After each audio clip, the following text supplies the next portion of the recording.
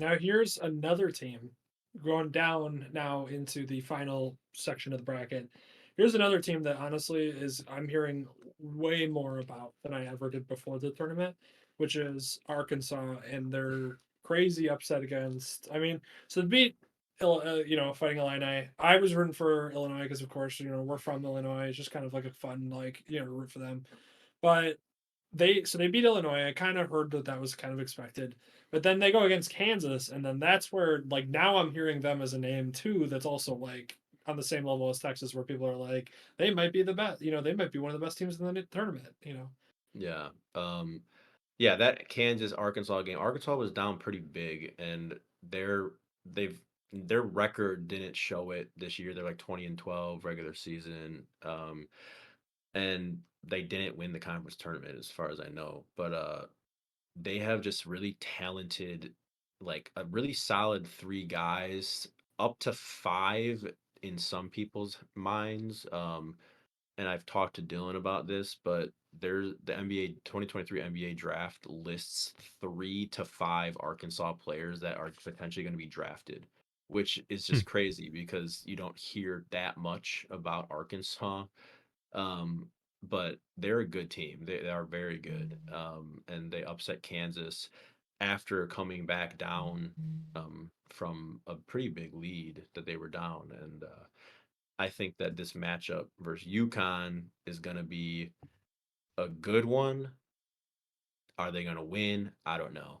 UConn is one of the best teams in this bracket quietly.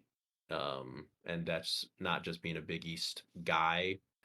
One of the statistics about UConn is that they're one of 4 teams to be top 20 in both offense and defense. And those other teams are Alabama, Houston, and Texas. So they're all still in Okay. the Sweet 16, all for a reason. They're all really good teams. Huh. So it's going to be a really tough matchup because UConn has these two giants that are both very skilled, and Arkansas does not have those big guys. They have like a really good freshman. I think he's like a small forward, and like 2 other power forwards, and maybe one guard that are all like their main core. But yeah, it's gonna be a tough game against UConn. It's gonna be an entertaining one. Yeah, Is, it'll be good to Huh. watch for sure. is Kansas was Kansas just like disappointing? Like not as much talent as they usually do? Like because they were a 1 seed. I mean, they dominated the first game. Right. Kansas blew it. They just blew the game. Honestly, Kansas All had right. it. Yeah, Kansas had the game. You know, I we haven't talked about my bracket plural, because I made 50 brackets Yeah. this Yeah. year, Yeah. because I had nothing else to do. So I made 50 brackets because the goal is to always make a perfect one. It's never going to happen. But my best bracket for the longest time was Kansas winning the championship. But I leave it up to the just the odds of going back to back is so low, and that you know national or college basketball aroma hit Kansas hardcore because they won it last year, and I just think that that was a big thing. If it was going to be if it wasn't going to be Arkansas, it probably would have been UConn. Like I think Kansas was just meant to go. Hmm. Okay. Interesting. And then we move down to the bottom half of that bracket, which I feel like is teams that I just don't hear anything about. Like obviously there's one team in there that I've everybody knows in Gonzaga, but I feel like none of these teams are like anything to write home about. Like I just so like we move into this bottom half and we got like TCU, um, beating Arizona, Arizona State, which is like okay, I heard Arizona State was pretty decent, and then you had TCU going to Gonzaga. Gonzaga obviously won that game. Um, it was a closer game than I thought it was going to be. But with Gonzaga advancing, like, and then you have UCLA. UCLA honestly seemed like a legit team, but the thing is I just have no idea how legit. Like, I don't know if I was watching them and thinking they were good because they were going against teams that weren't as good, or if it was like one of those where like they actually deserve to be where they're at. You said Gonzaga, right? Gonzaga Yeah, and right, UCLA. because they're playing each other. Yeah. So Gonzaga, they they were down in both the games. So they were losing to Grand Canyon as well as TCU. And I thought Hmm. TCU was going to upset them. But Gonzaga has a habit of winning. Now, does that lead them past UCLA? It could. Um, Size wise, I think Gonzaga matches up really well against UCLA.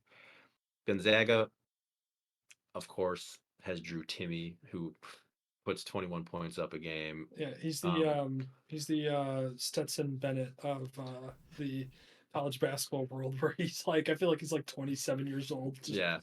I No, thought he was. I thought he was already gone. Like before March Madness started, I was like, "Oh yeah, well like Gonzaga, like he's gone, right?" And I was like, "Oh dude, no, he's still here. How long has he been there?" I heard a yeah. shocking thing that he still potentially has a year of eligibility because of COVID, and I was like, what? That's Yeah. like, oh, So here's how I view Drew Timmy. So he is also up for National Player of the Year, which is a solid player. I mean, does he deserve to win Player of the Year? Maybe, but I just relate him and like these Gonzaga teams to the like most recent like NBA players to come out of Gonzaga. So Gonzaga recently to the league obviously had Chet Holmgren go second overall last year. Haven't seen a minute in the NBA, so we don't know what his real effect will be. Prior to that, Jalen Suggs, Brandon Clark, Sabonis, which obviously Demontis Sabonis is an all-star, and then you got Rui Hachimura, developed kind of to a role player, Kelly Olynyk role player, and like Brandon Clark is definitely a role player for the Grizzlies.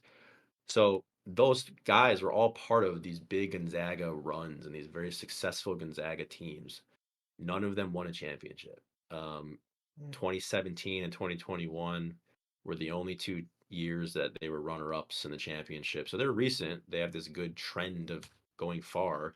Is Drew Timmy going to lead them to a championship? I doubt it. yeah, But probably not. but it could be that the matchups versus UCLA go in their favor because UCLA's top 5 guys in minutes played are all guards, and their second team All American stud is Jaime Juarez, who 18 points, 8 rebounds a game. He's 6'7" guard, so he's like a big guard, but like honestly think that they might have a better just player size wise. It could benefit them against UCLA Mm, if they were to beat them and advance. You know, then you're versing UConn or Arkansas, and that's where it ends. I still think UConn makes it out of this bracket, but or this region, but we'll see. Interesting. Yeah. By the way, I looked it up. Drew Timmy does have a year of eligibility left, but he said that he's not going to use it. So we'll see if that's going to end up reigning true. He's only 22 years old, by the way. I don't know why I think that he's like 25 years old. But That Oh is yeah, wild to think he's about. yeah, he's just a fourth year college guy. yeah, Wow. Yeah, no, the thing that I always struggle with is like because those guys usually get like such like they get like the media spotlight during March Madness and everything, and then you see them like have games. Maybe he's not the best example, but like just any random player, like, oh, okay, if there's like a big or something, I don't understand, and I know the talent pool is like so much larger or so much smaller, really, for the NBA, but it's just like they don't go anywhere or they don't like it's I don't know. It's hard to like kind of vocalize, but it's just interesting that like they can be so dominant in one place and all of a sudden the NBA they're like, yeah, he's not even gonna be drafted. Probably won't even get on a team. Probably won't even get a tryout or anything else like that. But Right. it's just No, wild.